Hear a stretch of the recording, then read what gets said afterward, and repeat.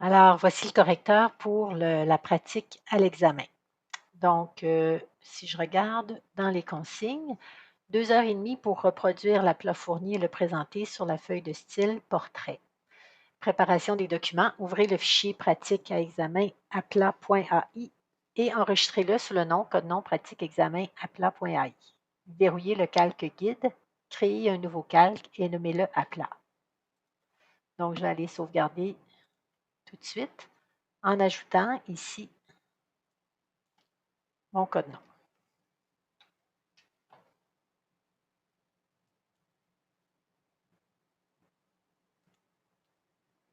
Ensuite, on me demande de verrouiller le calque guide et de créer un nouveau calque et de le nommer aplat. Je retourne dans les consignes. Reproduire l'aplat selon la technique apprise. Utiliser les caractéristiques suivantes. Ligne contour noir à un point, coin arrondi. Surpiqûre noire, point 5 points. Pointillé, trait 3, espace 2, bout arrondi. Couleur de remplissage selon la recette CMJN inscrite. Former des groupes selon la logique de l'aplat. Donc, je reviens ici. Donc, je vais commencer par reproduire mon aplat. Avant de commencer, on se rappelle qu'on doit toujours analyser notre aplat et voir c'est quoi les pièces que je vais devoir faire, les pièces fermées. Donc, déjà, je peux voir pour la ceinture une pièce, 2 pièces. Sur le devant, ici, je vais avoir évidemment le devant comme tel, une pièce fermée. Le col ici devant, une pièce fermée. Le col dos, une pièce fermée. La manche, une autre pièce. Et mon rectangle pour le dos à l'arrière. Donc, je suis prête à commencer. Je vais commencer par faire mon col. Donc, je vais rendre d'abord légèrement transparent la portion mon image au dos. Donc, je vais réduire un peu l'opacité ici, mais je n'oublie pas de reverrouiller tout de suite après, c'est super important. Je travaille sur le calque à plat. Je vais faire ici pas de couleur de remplissage et je vais travailler avec la couleur rouge pour bien distinguer ici les lignes que je suis en train de tracer. Donc, je commence avec mon col devant. Je vais commencer à la médiane devant. Ici, je vais faire un trait un peu à l'horizontale. Je m'en vais jusqu'à l'épaule. Je vais tracer la courbe d'encolure. Je reviens sur mon point. Je peux tracer la portion droite. Ici, clique et glisse. Et je m'en vais dans la direction ici de ma courbe. Et je reviens à mon point de départ. Et là, j'ai un petit peu de difficulté parce que mes 2 leviers sont verrouillés les deux ensemble. Donc, je vais devoir travailler en 2 temps, ici, et ensuite avec mon outil convertisseur, aller modifier ma courbe.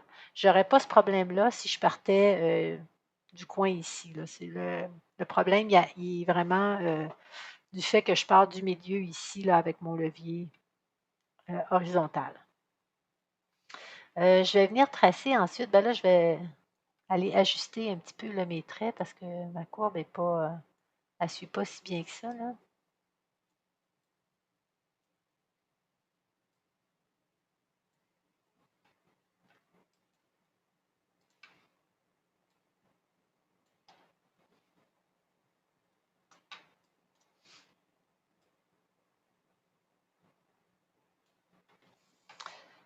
OK, je peux faire tout de suite ici ma surpiqûre. Donc, je clique un clic sur le tracé entre mes 2 points, CTRL-C, CTRL-F. Je déplace légèrement, puis je vais venir appliquer mes caractéristiques. Donc, dans les consignes, on dit 0.5, pointillé 3,2, bout arrondi. Je vais aller supprimer ici le petit bout de ligne qui dépasse. Donc, j'ai le choix soit de le couper avec l'outil ciseau ou de prendre ici ma flèche blanche puis d'aller déplacer mon point. Si je déplace mon point, il faut vraiment que je fasse attention ici à mes leviers. Il faut que les leviers là, arrivent à suivre le plus possible parallèlement la ligne contour de mon col. Okay, donc, j'essaie d'avoir un petit peu de précision à ce niveau-là. Ensuite, je vais continuer, je vais aller travailler sur mon devant. Donc, le devant, ce que je ne veux surtout pas, c'est retracer la même ligne ici. Je vais m'assurer que ma ligne passe vraiment en dessous de mon col. Donc, je me place à la médiane, clique et glisse. Je vais aller ici jusqu'à l'épaule, mais je m'assure que ma ligne d'épaule, encore une fois, ne va pas traverser ou ne va pas paraître là au-dessus de mon épaule. Un clic, je reviens sur ma ligne pour enlever le deuxième levier. Clic et glisse. clic et glisse. Avec Alt, je repositionne le deuxième levier. Je vais aller ici sous ma ceinture. Je reviens au niveau des hanches. Clic et glisse pour avoir la courbe. Clic Alt ici pour aller trouver ma courbe et clic Alt, c'est-à-dire clic majuscule pour avoir une ligne qui est parfaitement horizontale. Je vais échapper. Ici, mes caractéristiques de ligne ne sont pas bonnes. Il faut que je retrouve ici une ligne pleine. Donc, j'enlève ça, j'enlève ça.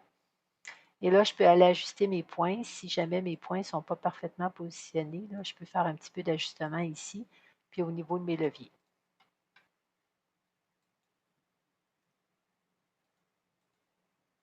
Je vais relever un petit peu ce levier-là pour qu'il vienne un peu mieux épouser la courbe.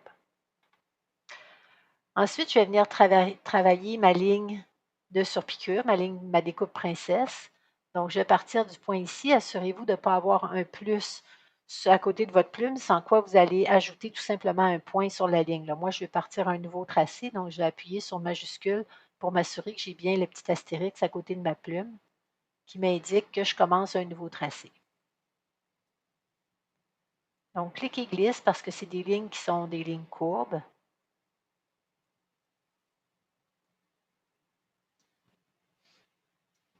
Donc, en cours de tracé, on se rappelle qu'on peut appuyer sur la barre d'espacement pour déplacer notre point.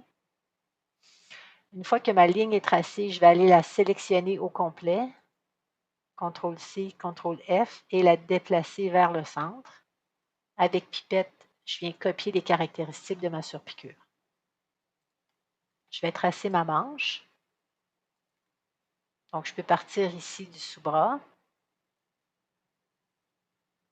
Clic et glisse. Alt, je repositionne ici.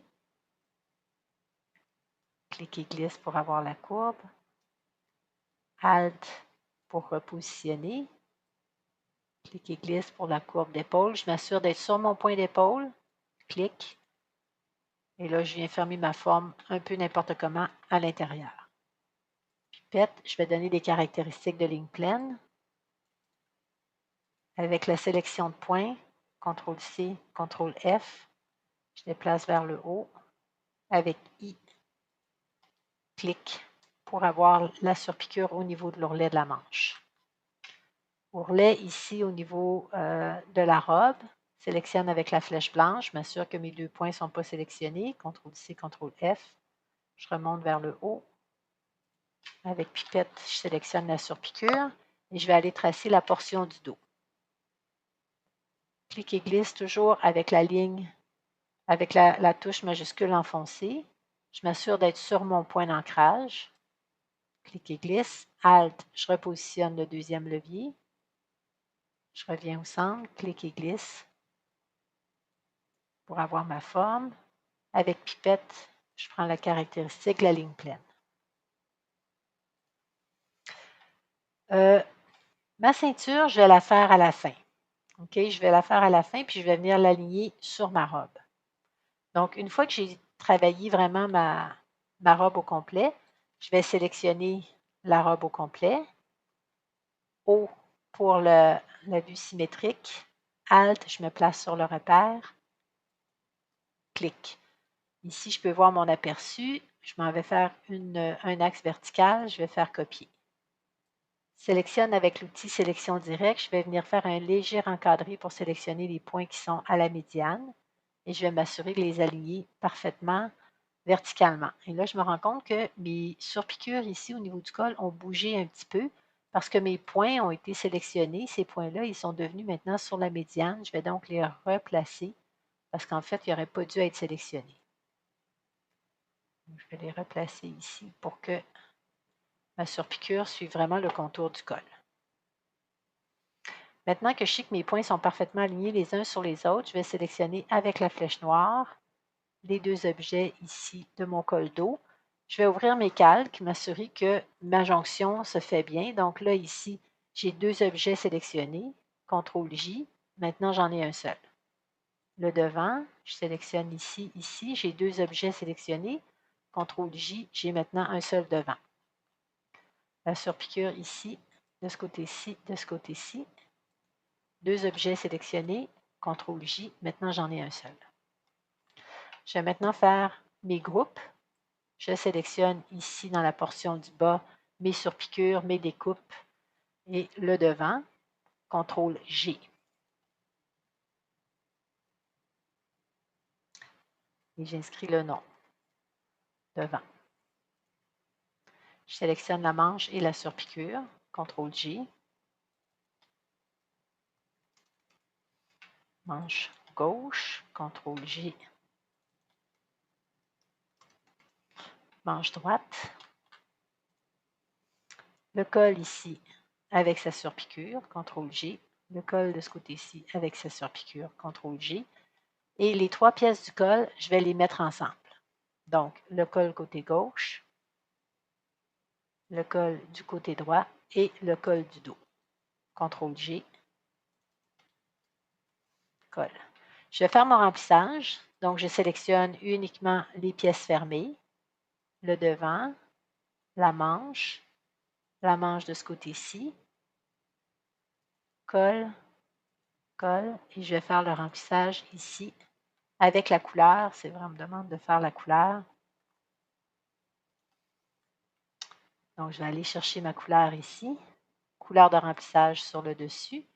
Donc, cyan 15, magenta 72, jaune 5 et 0 pour le noir.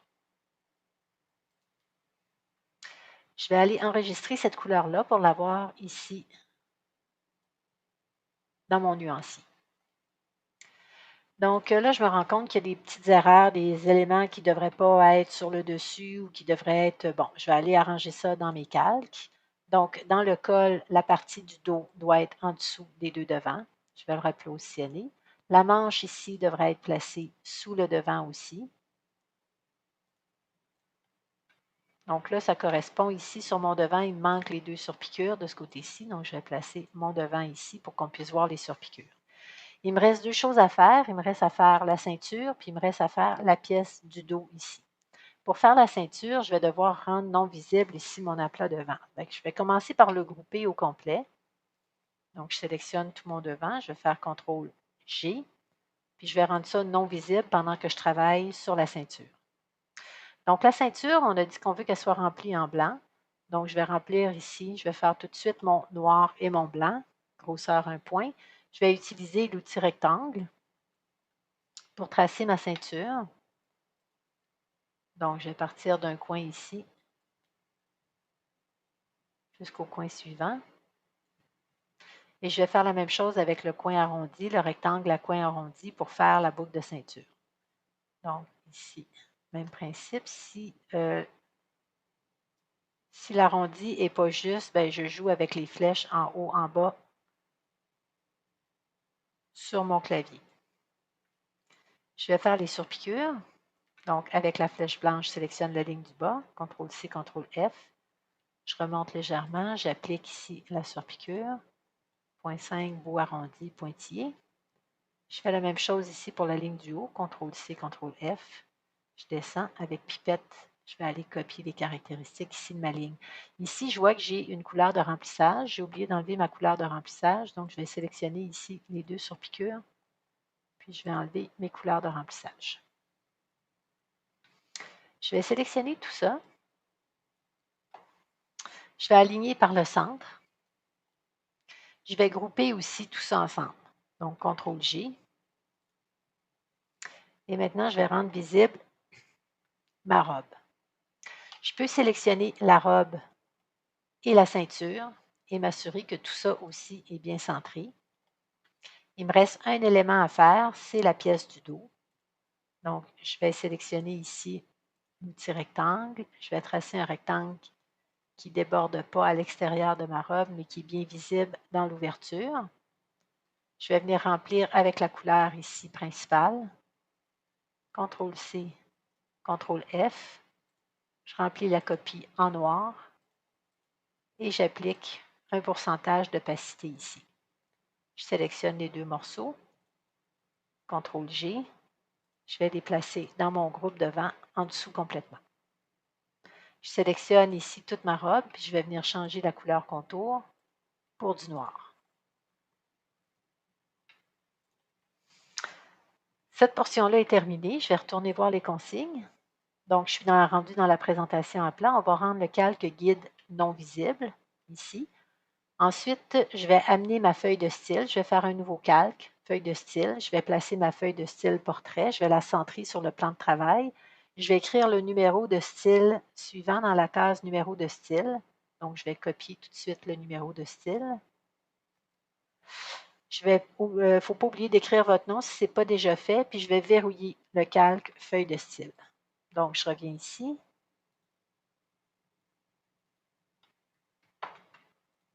Je vais faire ici un nouveau calque.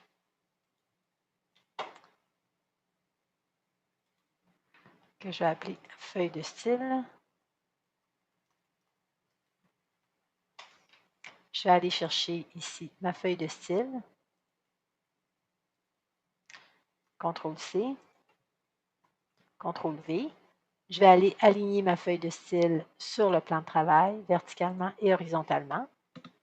Je vais aller ensuite inscrire le numéro de style avec l'outil texte, un clic, CTRL-V. Ah, ça n'a pas copié, donc je vais être obligée d'aller l'écrire manuellement. F20 DR22 42. F20 DR22-42. Un tiret ici aussi. Je m'assure que mon numéro de style est bien dans le bon groupe. Ici.